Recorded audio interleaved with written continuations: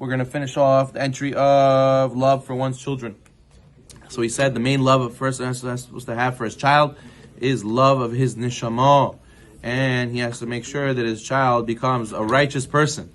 And it's not just about buying your kids things and providing for them food and paying the bills for them. That's obvious, that's very important. But the most important thing is to give them the base and to give them the ability to be a righteous spiritual person. And therefore a person has to try to use all his influence and all of his resources, right, to ensure that his sons will not be ignorant of Torah. They should not be ignoramuses. They should not be people who say, yeah, it's important to be a doctor, to learn. Who cares about learning? Haz v'shalom. I don't have time for learning. Haz v'shalom.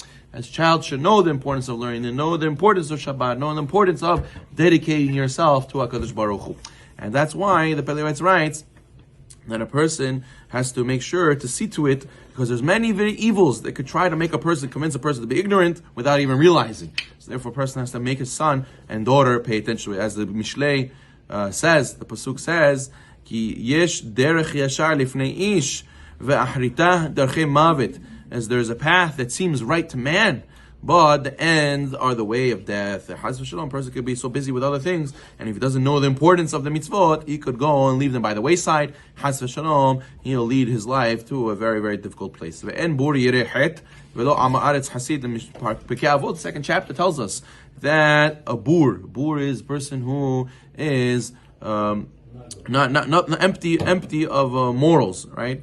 Empty of righteousness. He cannot be yirehet. He cannot be a person who's fearful of sin. And an unlearned person cannot be pious, right? A person who doesn't know any Torah, you don't push him to learn when he's young. When he's older, how is he supposed to be pious? How is he supposed to go and do the right thing and fulfill the mitzvah properly? So therefore he says, the person has to make sure that his child is not an amaris, ignoramus.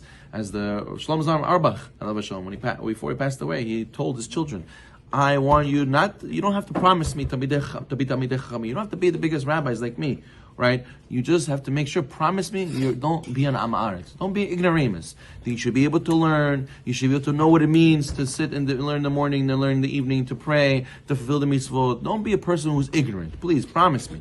This is what a person has to make sure to see his children commit to. Not everybody is zocheh to make all his children Torah scholars. At least one, at least somebody in his family should be totally dedicated towards Torah study. But now he moves on towards what? How important it is to pray. A person has to pray for his children. It's this that a person wakes up with the right mentality and the right vision and the right idea of what life's about and how he should lead his life. Needed a tremendous siyata shmaya. I need a tremendous amount of help from heaven that a person should wake up and say, yeah, I want to do the right thing. Yeah, I want to listen to my father today. Some kids, for years, they're rebelling, and all of a sudden, they start listening to Abba, Rabbi, you were right. I want to change my ways. I want to listen to you. Why did they do that? It's because someone was praying for them tremendously. As we know, the Arizal says, you could pray that someone should have thoughts of teshuvah. So you should pray tremendously for your children that they should be able to be righteous. And then he says, now we're focusing on the sons, learning Torah. What about the daughters? The person has to focus on the daughters, and he has to push them also to be righteous in their regard, which means you have to keep them away from midot raot. You have to keep them away from undesirable traits. Sometimes there's jealousy. Sometimes there's they're very exacting. They're very they want things a certain way, and they're not able to be easygoing, and they're very nitpicky about things. And you have to teach them how to go with the flow, and you can't have everything you want always, and you have to be compromising and not be so strict and so mean, right? Sometimes they can be very quick to insult others or very quick to get angry. A person has to teach them importance of each of those traits, right?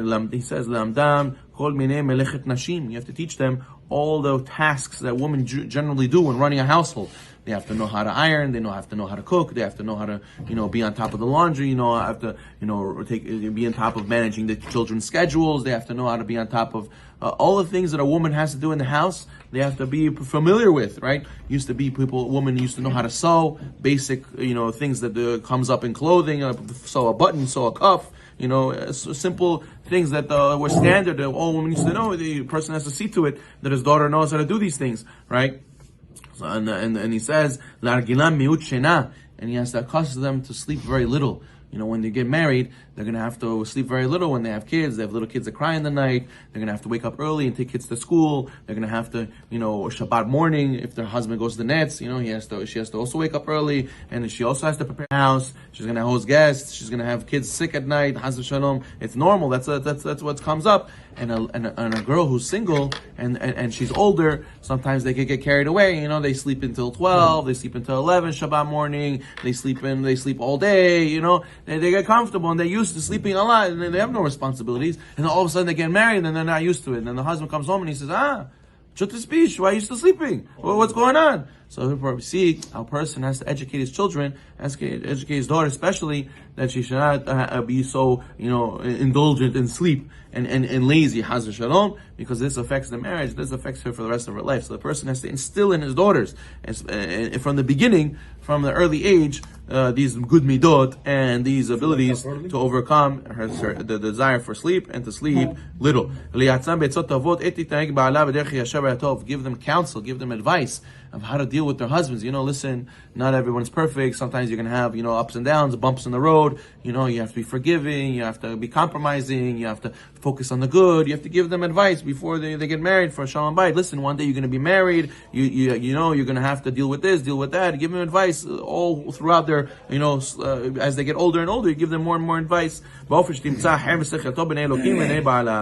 she should find favor and good understanding in the eyes of Hashem and her husband. So therefore, it's very important a person knows how to speak to his kids, how to speak to his children, to raise them, to give them proper rebuke, to give them proper understand, teach them a lot of Torah, and speak importance about a lot of stories. If you tell them a lot of stories, you have to read stories about anger, read stories about jealousy, read stories about dedication to Torah, read about dedication to Hashem. You say a lot of stories over, and by osmosis, they absorb all these lessons, and you don't just lecture them. A lot of people like to lecture the kids, and the children go, again, here comes the whole lecture, shiur.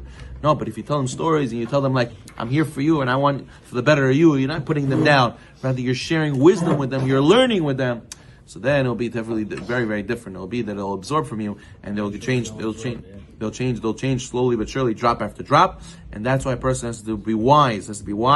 Like we said before, the right hand, where the left hand pushes, and the right hand brings closer. But we know it takes a lot of suffering. It's very difficult to raise children. But according to the suffering is the reward. And we know that all of this, we love our children because ultimately they will be the naha, not just to you, to HaKadosh Baruch Hu himself. The love for our children will ultimately go and fulfill this, that we have love towards HaKadosh Baruch Hu, that we gave him another person in the world that is a servant to Hashem. When you love something, you want more and more people to join it, right? You want more and more people to join Hashem's team, so therefore you have to start with your children.